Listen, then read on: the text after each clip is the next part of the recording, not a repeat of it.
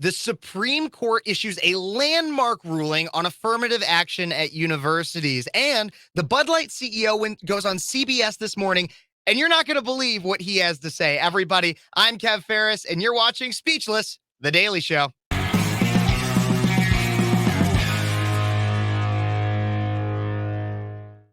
This is a new thing I'm trying out for anybody who's just tuning in and this is your first time seeing me. So I host a radio show on Sundays from 3 to 5 p.m. and I live stream it on this YouTube channel. But I noticed that there's a lot more news that happens that I can't cover just on that. So I'm going to try to start doing a daily show here just about every Monday through Friday, posting it in the evenings, just recapping some big news of the day. And so today, we have some pretty darn big news coming out of the Supreme Court. But before we get to that, I want to remind everybody, please like, subscribe, and share this video.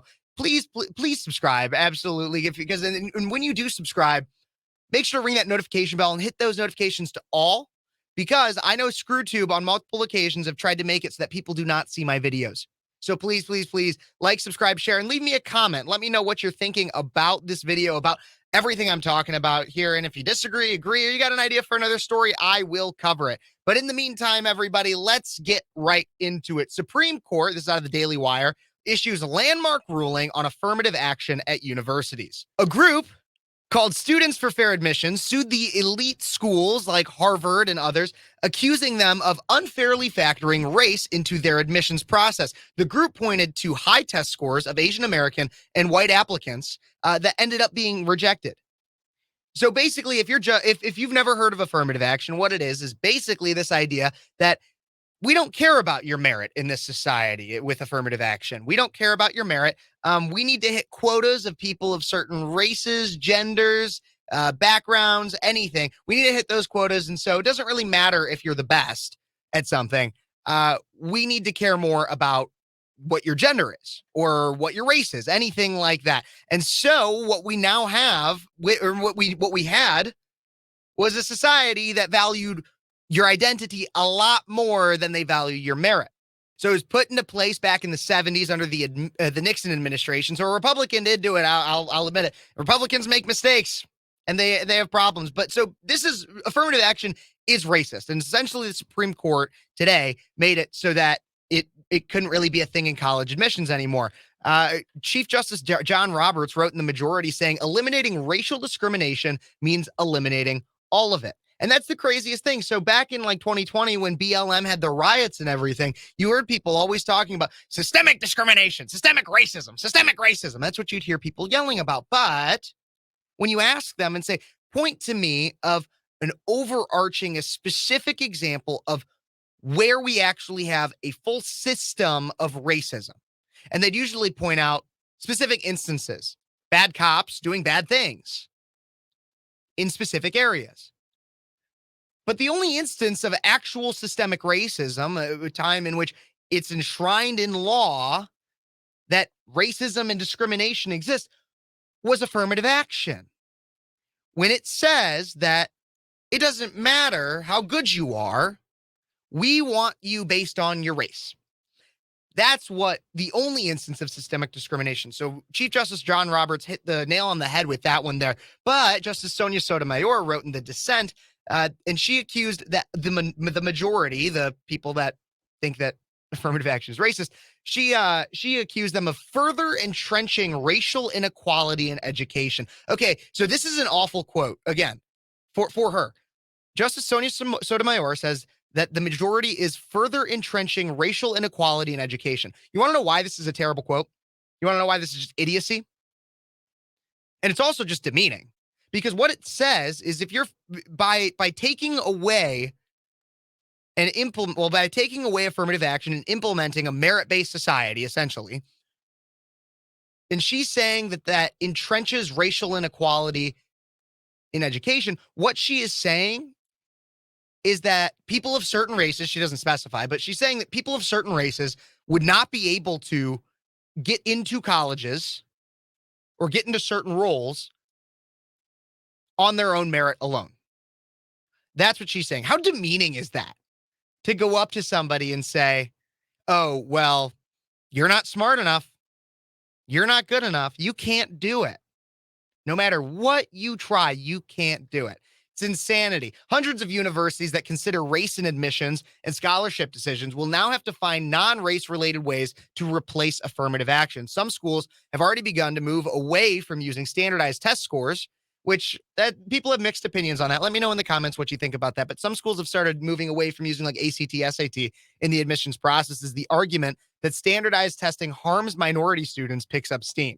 So that's not the only reason why I've heard of people moving away from standardized tests. There's also like the argument of like, hey, some people are just bad test takers, but they're really good students.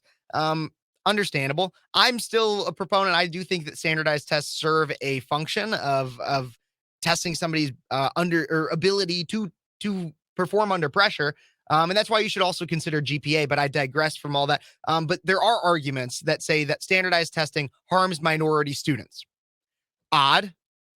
I don't see how you put those together, but maybe. In March, Columbia University became the first Ivy League school to permanently scrap standardized test requirements, allowing hopeful applicants to skip the dreaded SAT and ACT.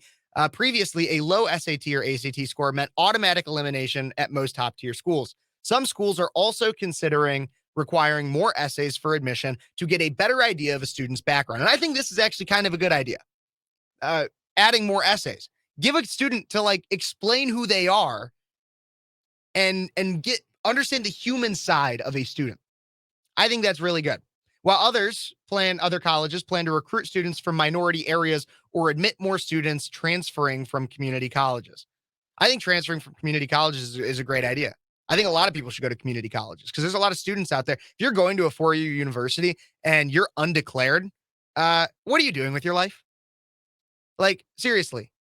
You should figure that out before you go to a four-year university. It's a waste of money and honestly a waste of your time because you could figure out, hey, I don't even want to go to college in the first place. But I'm digressing from a lot of this. Back to the Supreme Court case. According to a recent Reuters poll, a majority of Americans, 62% of Americans oppose race-based college admissions. So the vast majority of Americans think that it's a problem to admit somebody to a college based on their race.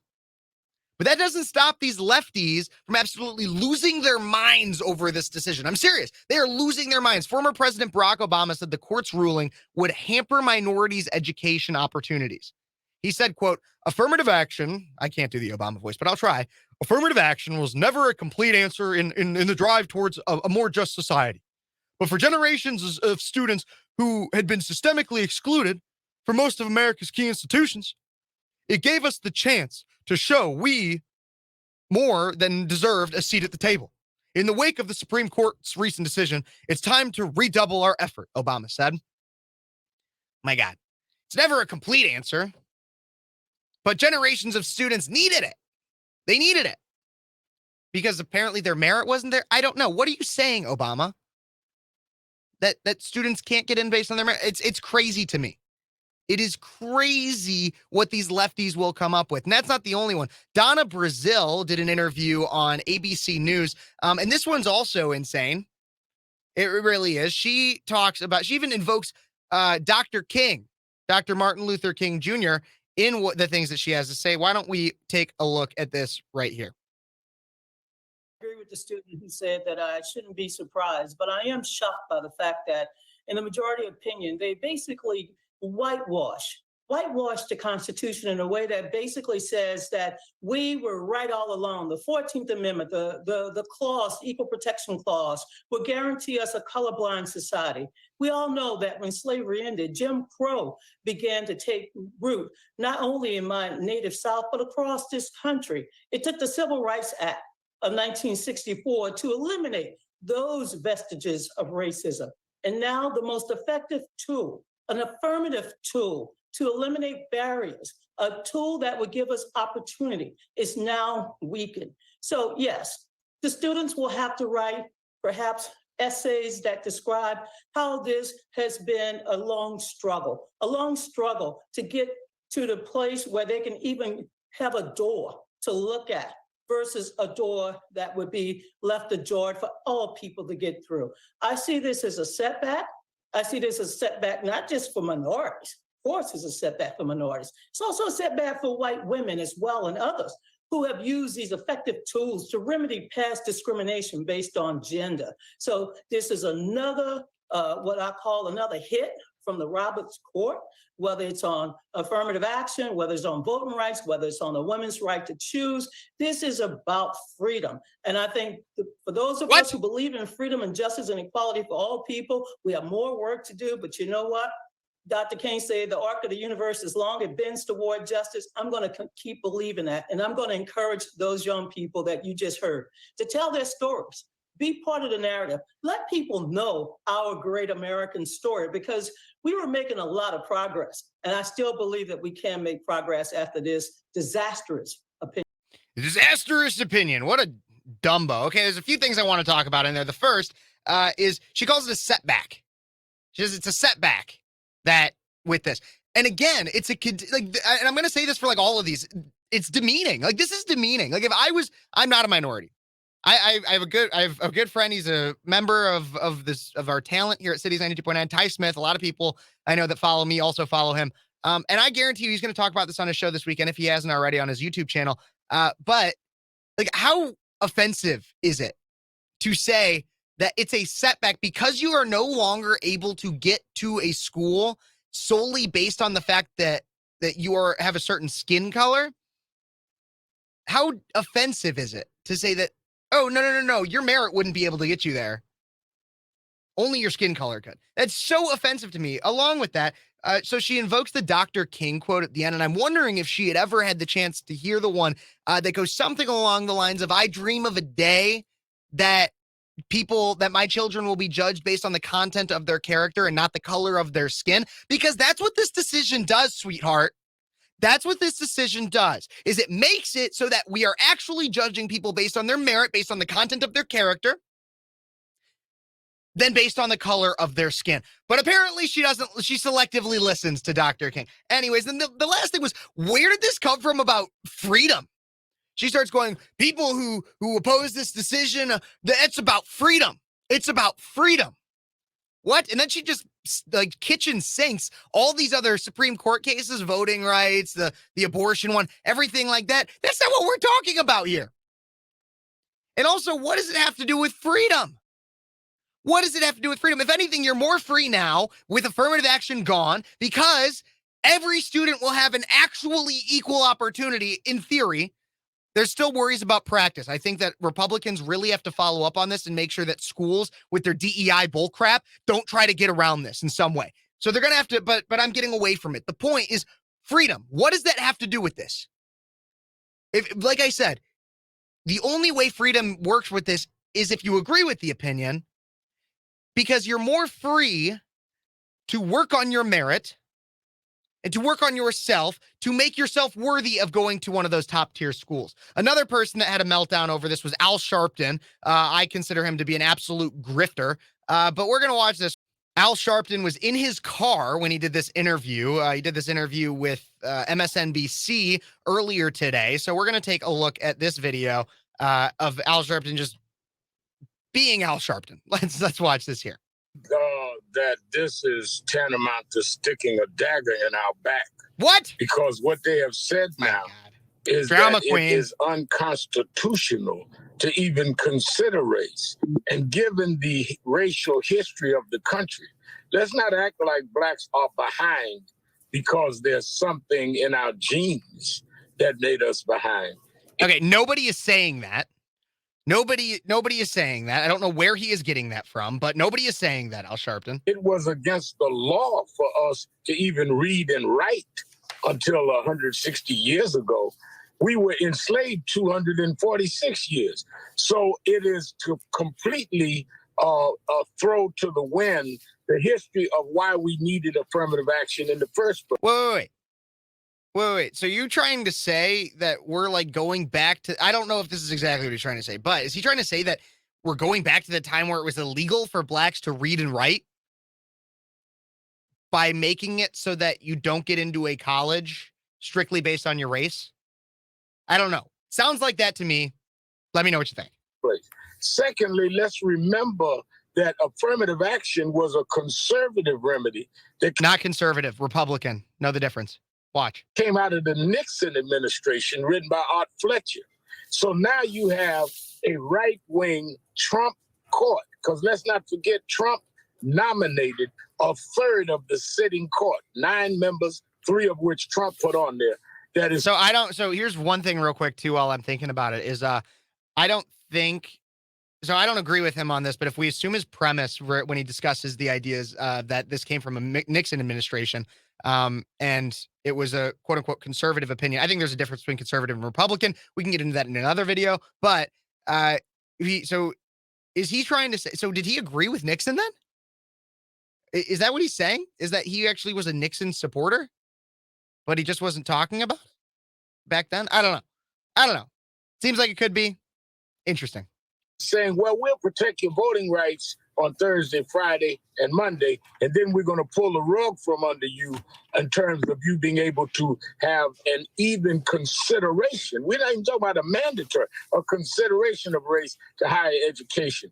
My last point that really is frightening to me is now in the private sector, corporations, many of whom made pledges around the George Floyd movement that didn't live up to them, can now say, well, we can't consider race in terms of contracts and employment and board members and what we do in the community, because the court now is saying it's unconstitutional.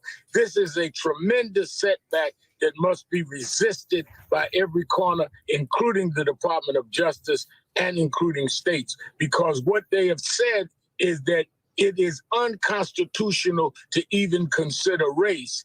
And I think it is unimaginable. That's not really exactly what they said either. They're not saying that it's unconstitutional to consider race. They're saying that it's unconstitutional to have somebody that gets in solely based on their race. In these essays and everything, somebody can write an essay that talks about their plight as whatever minority they are, and that could still be considered having to overcome insurmountable challenges.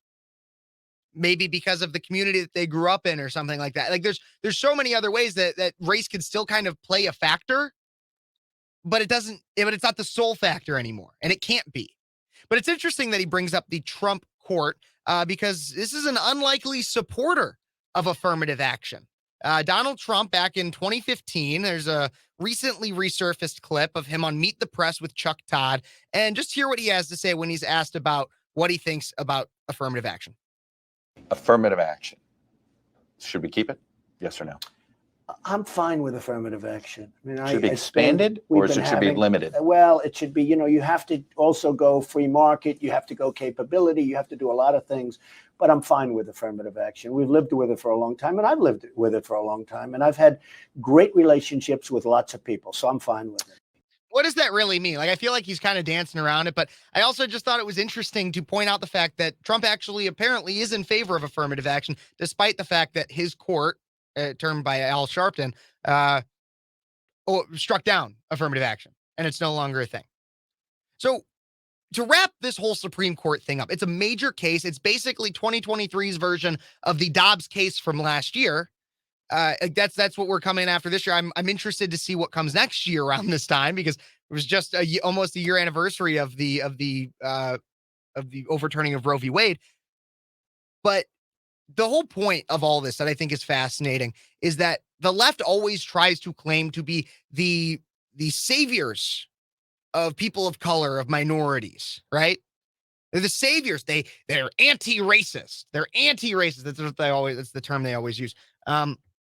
But affirmative action is inherently racist. Definitionally, affirmative action is racist. It pushes the whole idea that it doesn't matter how good you are. It doesn't matter to both sides, right? If you put in affirmative action, to some, it says, to some people that like these students that sued, right? These Asians and whites that had high test scores that got pushed out. To them, you're saying, it doesn't matter that you're elite. It doesn't matter that you're the smartest in the room. You're not the race we need. And then to others that might not necessarily be worthy, genuinely merit-based worthy of Harvard, Yale, whatever, to them you're saying, oh, no. You don't actually deserve to be here, but we're going to bring you here because you're a race that needs to check off a box. It's offensive. The entire idea of affirmative action is offensive. And anybody who defends it, I don't think really either A, doesn't understand it, or B, is peddling it as a grift. Period. Following that, lefties, your average lefties, continued to melt down as there was a report of a suspicious package. Yes, a suspicious package was reported by the Capitol Police earlier today, saying we are assisting with the Supreme Court Police with a suspicious package. Out of abundance of caution, we are also helping keep the area clear. We cannot provide further information about another agency's case, but we will keep the community updated about our involvement. So coming after that, Fox News' Chad Pergram announced on his Twitter, Fox has told a protester threw a water bottle and a bag over the protective fence around the court. That's why the Supreme Court swung into action, treating this as a suspicious package. And then finally, later in the day, it was given an all clear. The suspicious package, which we assisted with, is all clear. The roads around the area should reopen shortly. Have a safe day. Yes, everybody, of course, have a safe day. And like overall, like this whole thing, it really isn't that big of a deal. The suspicious package, it seems like it was just a protester that was really mad. But imagine if it had been a Republican or a conservative and they had come down with a liberal opinion. I think that would have made much bigger news and probably would have been much more drawn out. And the Democrat media would have come out and been like, oh my God, they're throwing things at the court. Well, they're so problem. Oh my God, they're causing these problems. They're causing issues. Yeah. The liberal media would have had a meltdown if it was a liberal opinion that was brought down and a conservative had done something like that. They would have. But moving on into another big story, and we're just going to react to this interview because it's long. I think it's interesting, and I think it's worth watching. But the Anheuser Busch CEO came out and went on CBS this morning. And just in my personal opinion, I think that this is a desperate move from the CEO. I think it's him trying to do everything he can to keep getting their name out there and apologize without actually apologizing. I think that's kind of what he's trying to do. But so we're just going to watch this, and I'm going to pop in every once in a while, and I'll talk about what exactly he's saying. Anheuser Busch U.S. CEO, that's Brendan Whitworth, we're happy to say, joins us at the table live and in color for an exclusive interview. Number one, we're glad to have you here. Yeah, Many people in your position, Mr. Whitworth, would be running for the hills at this point, because since April, you all have faced a lot of incoming. How and why did it go so off the rails? Because that certainly wasn't your intention when you did one can to one person. It's been a challenging few weeks. And I think the conversation surrounding Bud Light has moved away from beer. And the conversation has become divisive. And Bud Light really doesn't belong there. Bud Light should be all about bringing people together. And there's been impact on the business. And I think that's publicly covered on Bud Light specifically. Yeah, so what was your intention? Take us to the beginning. What was your intention? What were you all trying to do here? And you've done this before, these promotional campaigns. Yeah, it was, just to be clear, it was a gift, and it was one can. But for us, as we look to kind of the future and we look to moving forward, we have to understand the impact that it's had. And like I said, that impact has taken place. But it's the impact on our employees, the impact on our consumers, and as well, the impact on our partners. And I think I don't think he cares about the impact on the consumers. I really don't think he does. Because I care about the impact on the employees too. Don't get me wrong.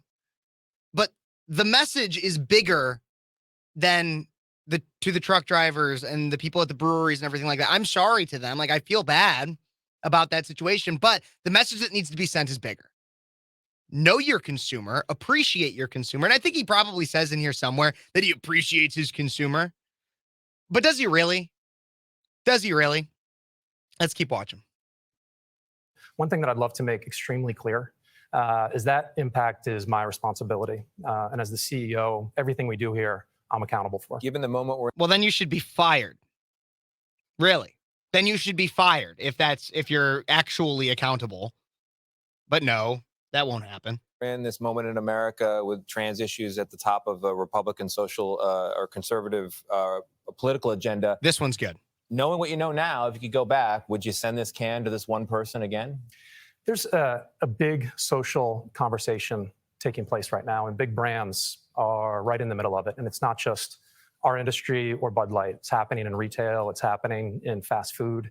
And so for us, what we need to understand is deeply understand and appreciate is the consumer. And oh, really? Do you really deeply understand and appreciate? Also, he was asked there, everybody. He was asked flat out, would you partner with Dylan Mulvaney again? He was asked that. It would have been a perfect opportunity for him to go, no, God, no. Look how much we've lost in sales. Like, just not a good idea. We need to stay out of social issues. And we're sorry to everybody that we even dipped our toe in it. Perfect opportunity for him to do that. But instead, no. He keeps walking around it. Remember, this guy's a Fed. He talks about it in this interview. This guy's a Fed, former CIA. He knows how to give you non-answers, just like a politician, basically. But some of the other crap that he has to say is hilarious. So let's keep watching.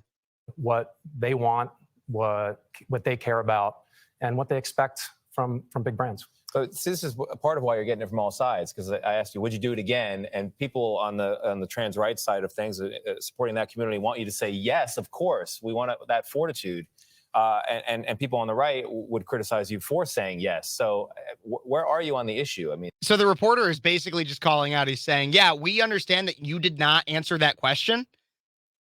If you would actually do this with Dylan Mulvaney again. So please answer it.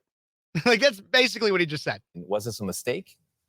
You know, Bud Light has supported LGBTQ since 1998. So that's 25 years. And I want to be clear here too. Again, I know I'm interrupting. I don't want to get copyrighted for showing this whole video or anything. So I got to interrupt a little bit, but I also got thoughts. So I don't really care. I don't think anybody really cared that Bud Light in the past has supported gay stuff. I don't think anybody was like, oh my God, like that's the problem. No.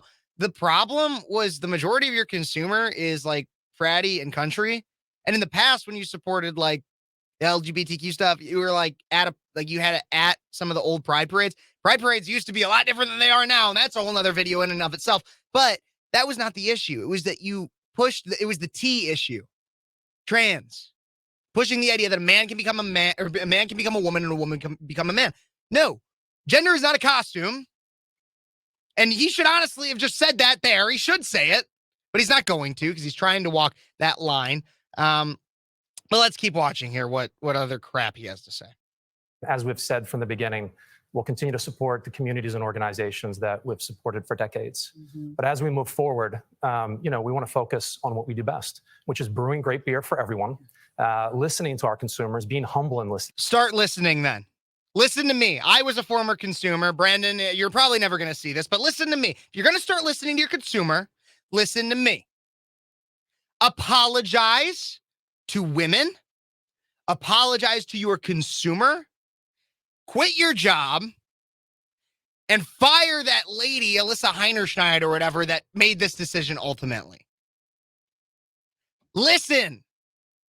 Those would be good first steps. Still wouldn't totally win me back, but good first steps. Let's keep watching.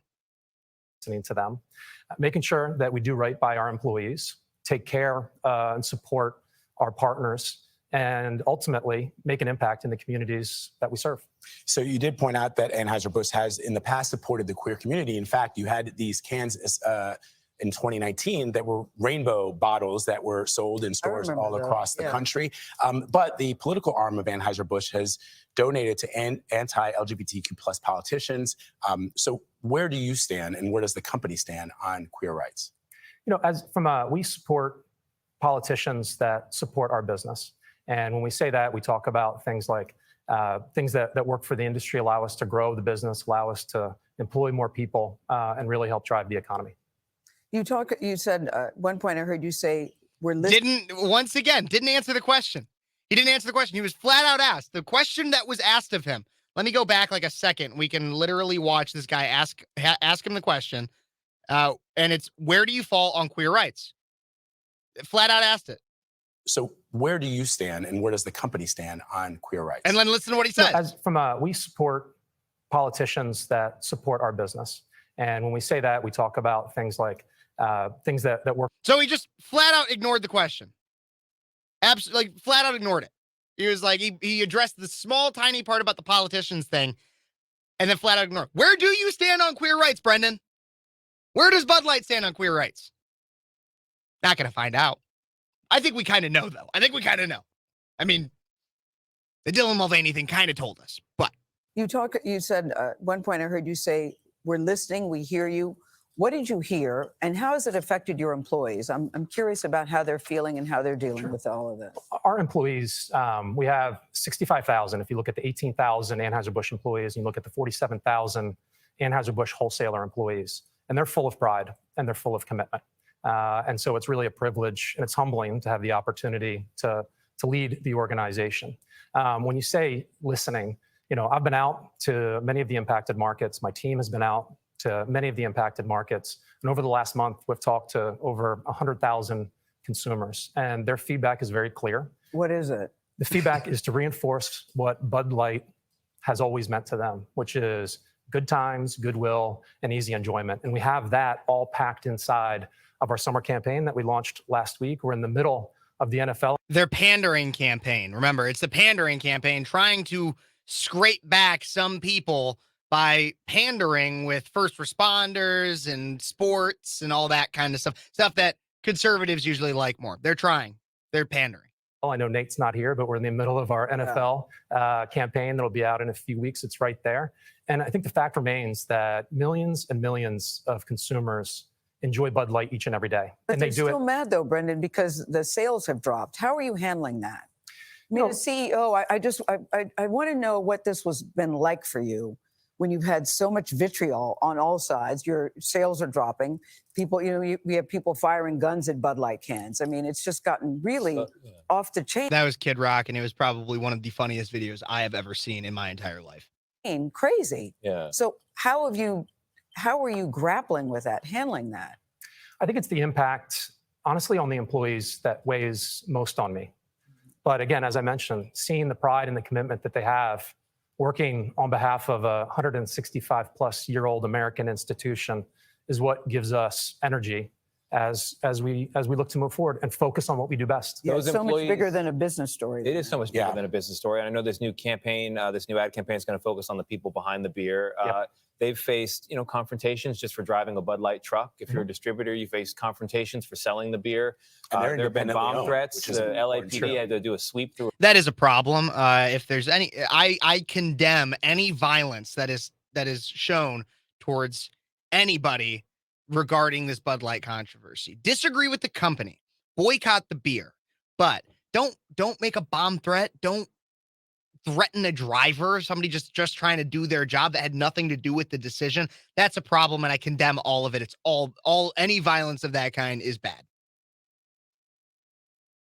A brewery in Los Angeles, right? This is all happening. So when you have these conversations with these folks, I mean, I imagine some frank words are exchanged. They're upset. What do you say back? And is there any financial assistance to them?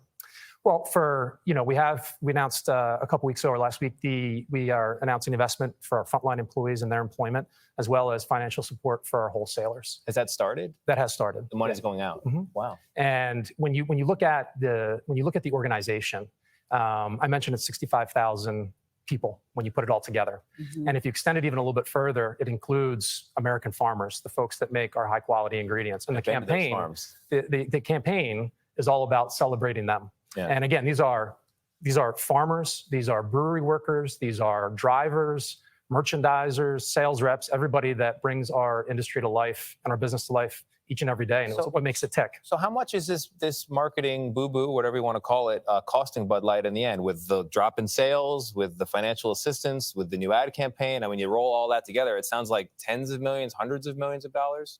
We're focusing on investing behind the brand right now. So we're actually increasing the investment on Bud Light 3 times this year as we move forward.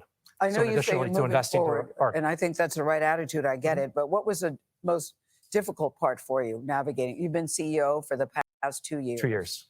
Yeah. What has this been like for you? It's been, what's weighed on me the most has been, as I mentioned, your employees. The employees. A little more gray in the beard. But you are. A little more, yes, but I think it's been coming for a couple of years already, Yeah. even before this. Brendan, we should point out that you're a former United States Marine and you were also at the Central Intelligence, the CIA. Correct. So you know a little bit about stress, just a tiny bit. Just a little bit. How did you go from the CIA to Anheuser Busch? I thought the highest calling that anybody can have is serving the country. But for personal reasons, made the decision after 8 years in service of the country to move into business. I worked for PepsiCo for a number of years, and I came here 10 years ago, and I've been in this position for 2 years. You still like this job? I love this job, and I love the company. Uh-huh. And it really is, as I mentioned, an American institution. And it's really, to me, 1 degree of separation away from the United States, the American flag. And so, what did he just say? It's 1 degree of separation. It's just a hop, skip, and a jump away from the American flag. And it's an American. What? No, you're a beer company. Like, yeah, you have a sense of Americana to you, but you don't represent anything more than being beer. And right now you represent a lot of crap surrounding that too. I think this guy's full of himself, and he's a Fed boy. So that's a problem. So even though I'm not serving the country anymore, I still feel like I have an opportunity to support the country. And that's exactly what I love that. Anheuser Busch- He's equating the fact that he is the CEO of a beer company to serving this nation. That doesn't sound narcissistic at all, does it? gives us the opportunity to do. And you're feeling you'll get through this. Absolutely. People still like beer. They like it a lot. Yeah. People love beer, and I think we're on the Love Bud Light. doorsteps of People love Bud Light. we're on the doorsteps of July 4th weekend. Yeah. That's right. It is an absolutely fantastic weekend for beer, where we see it All right. Yeah. take its place into moments that matter to all of our consumers. All right, Brendan. Thank you very much. Okay, so that was the interview with the Bud Light CEO, and I'm running a little over time here today. I only want to keep these things usually 15, 20 minutes, but I just had a lot to talk about today. And so, the most important thing, keep boycotting. I just think this was interesting. It was interesting to see him come out and actually talk. And like I said, I think it's an act of desperation. I think it's him going out there trying to tell everybody and spark a flame a little bit, saying, oh no, Bud Light's doing, I mean, we've taken a hit, but we're doing just fine. We're getting back to our roots, and we're doing just fine. Fast forward a few months from now, and I wouldn't be surprised if they file for Chapter 11. Wouldn't surprise me. But we're going to have to keep updated with that, everybody. I got to get out of here, but I appreciate you watching, and make sure, again, like, subscribe, and share if you like this content. Leave me a comment and let me know what you think. But everybody, we'll be back tomorrow with more of this new fun thing I'm trying, Speechless, The Daily Show. Thanks for watching.